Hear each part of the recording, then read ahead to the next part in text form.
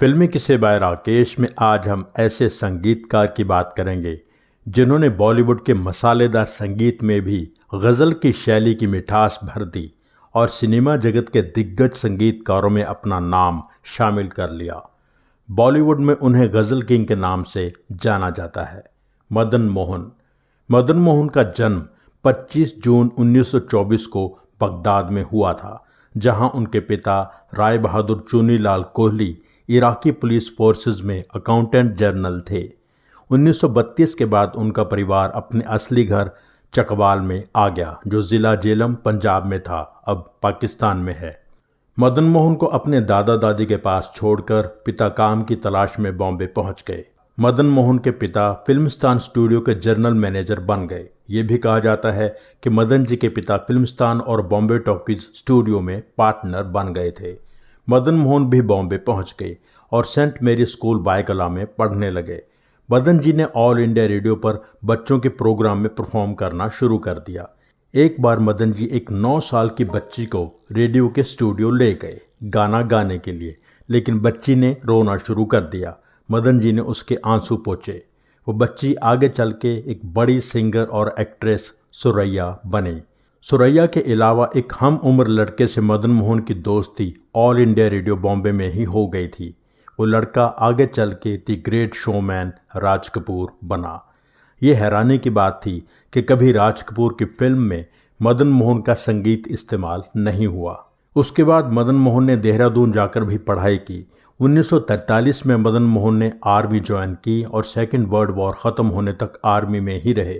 Music का शौक़ उन्हें दीवाना बना रहा था। वो आर्मी छोड़कर मुंबई अपने घर पहुंच गए। 1946 में उन्होंने all India radio Lucknow join कर लिया as programme assistant.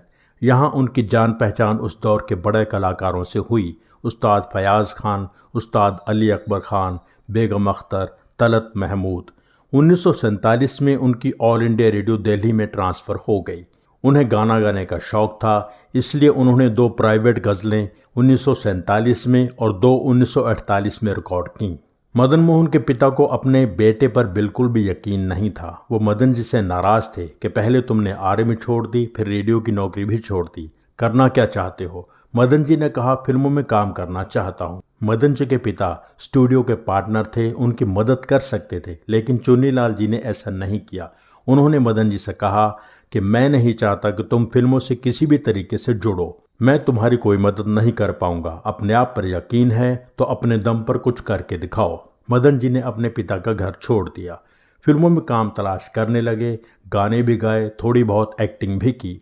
Lata ji ने बताया था कि 1948 में संगीतकार मास्टर गुलाम हैदर ने मुझे एक गाना गाने के लिए बुलाया। गाना भाई बहन का था। मेरे साथ गाना गाने वाला इंसान था मदन मोहन। मुझे ये भी पता चला कि फिल्मस्तान स्टूडियो के मालिक चुन्नीलाल जी के बेटे हैं। मैंने कहा, आपने बहुत अच्छा गाना गाया। मदन जी ने कहा, ठीक ही था। मदन मोहन काफ़ी कुछ करने की कोशिश कर रहे थे, लेकिन बात नहीं बन रही थी।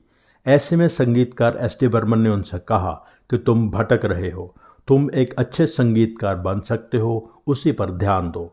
कुछ देर के लिए मदन मोहन एस.डी. बर्मन के असिस्टेंट भी रहे। As music director Madan Mohan को पहला ब्रेक मिला 1950 में। फिल्म थी आंखें, निर्देशक थे देवेंद्र गोयल। मदन जी ने बताया था कि मैं अपनी फिल्म आंखें में लता मंगेशकर से गाना गाना चाहता था, लेकिन उन्हें किसी ने कह दिया कि मदन अच्छा संगीतकार नहीं बन पाएगा, इसके साथ मत गाना। लता जी ने गाना गाने से इनकार कर दिया था।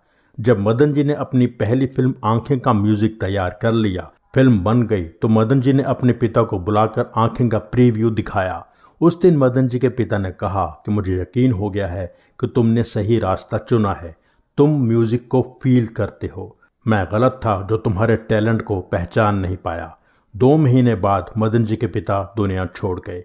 उन्हें अफसोस था कि उन्होंने अपने बेटे को अपने हाथों संगीतकार बनने का मौका क्यों नहीं दिया, लेकिन इन 2 महीनों में मदन जी के दिल को सुकून पहुंचा कि आखिरकार उनके पिता उन पर गर्व महसूस करके गए।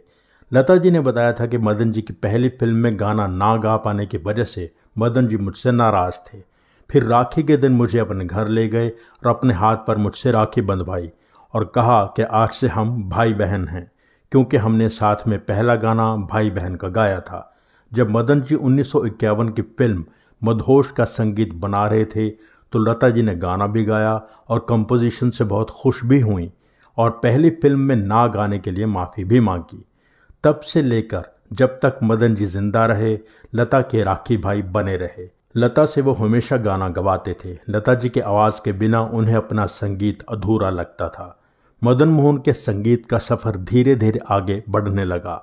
मदन मोहन की सबसे बड़ी स्ट्रगल ये थी कि उस दौर के सबसे बड़े स्टार्स अपने अपने पसंदीदा संगीतकारों के साथ ही काम करते थे। Dev Anand, S D Burman, Dilip Kumar, Naushad, Raj Kapoor, Shankar Jaikishan. मदन मोहन की किसी एक स्टार के साथ एसोसिएशन नहीं बन पाई। मदन मोहन को 1962 की फिल्म अनपढ़ के संगीत के लिए पहला फिल्म फेयर नॉमिनेशन मिला, लेकिन अवार्ड शंकर जयकिशन को प्रोफेसर के लिए मिला। 1964 में मदन मोहन की हर फिल्म का संगीत हिट हुआ। आपकी परछाइयाँ, गज़ल, हकीकत, जहां आरा, पूजा के फूल, शराबी, सुहागन, वो कौन थी। जब जहां आरा का संगीत तैयार हो रहा था तब फिल्म में 3 गज़लें उन्होंने तलत महमूद से गवाई।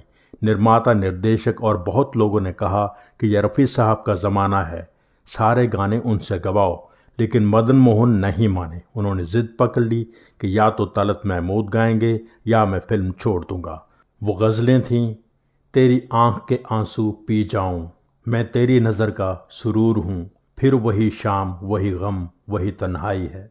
वो कौन थी के संगीत के लिए एक बार फिर मदन मोहन को फिल्म फेयर नॉमिनेशन मिला, लेकिन अवार्ड लक्ष्मीकांत प्यारेलाल को दोस्ती के लिए मिला। हकीकत से उनकी चेतन आनंद के साथ अच्छी एसोसिएशन बन गई थी। चेतन आनंद ने 1966 की फिल्म आखिरी खत में ख़याम को संगीतकार लिया। उसके बाद चेतन आनंद जिन फिल्मों के निर्माता निर्देशक रहे उनके संगीतकार मदन मोहन ही रहे जब तक वो जिंदा रहे। हीर रांझा, हिंदुस्तान की कसम, हंसते जख्म, साहिब बहादुर रिलीज़ होने से पहले मदन मोहन का इंतकाल हो चुका था, लेकिन कुछ गाने वो बना चुके थे, बाकी काम उनके असिस्टेंट्स ने किया। लता मंगेशकर से जैसे गाने मदन मोहन ने गवाए किसी और संगीतकार ने नहीं गवाए। लता जी उन्हें गज़ल का शहज़ादा कहती थीं। लता जी ने कहा था कि मदन जी की कंपोजिशन को गाना आसान नहीं होता था। 1970 की फिल्म दस्तक के संगीत के लिए मदन मोहन को नेशनल अवार्ड मिला था। ये उन्हें मिलने वाला इकलौता अवार्ड था। इतना लाजवाब संगीत देने के बावजूद मदन मोहन मन ही मन संतुष्ट नहीं थे। उन्होंने काफ़ी ज़्यादा शराब पीना शुरू कर दिया था। लीवर का नुकसान हुआ और 14 जुलाई 1975 को मदन मोहन दुनिया को अलविदा कह गए। उस साल उनके संगीत से सजी मौसम और लैला मजनू रिलीज़ हुई।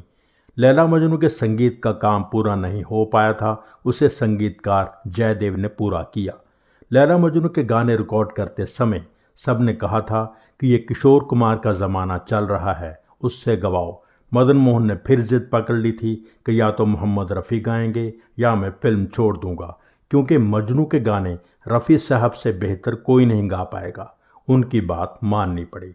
मदन मोहन ने लगभग 100 फिल्मों में संगीत दिया, जिनमें से लगभग 25 फिल्में हिट हुईं, पर उनका संगीत हमेशा हिट रहा। बहुत सी ऐसी फिल्में हैं जो हिट नहीं हुईं, लेकिन मदन मोहन के संगीत की वजह से जानी जाती हैं। उनकी बनाई बहुत सी धुनें इस्तेमाल नहीं हो पाईं। मदन मोहन के बेटे संजीव कोहली ने मदन जी की कुछ धुनों को रिक्रिएट करके यश चोपड़ा की फिल्म वीर ज़ारा के गाने बनाए थे। वीर ज़ारा के सुपरहिट गानों ने साबित कर दिया कि मदन मोहन का संगीत कभी पुराना नहीं हो सकता। कोई भी संगीत कभी पुराना हो नहीं सकता। अपने संगीत के जरिए मदन मोहन अमर हैं।